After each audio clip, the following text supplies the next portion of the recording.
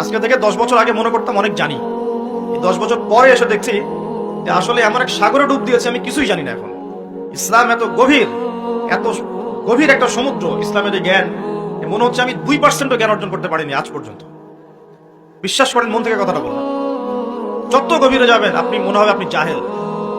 কি বলবো আপনাদেরকে, আমার তো বলার যোগ্যতাই নাই।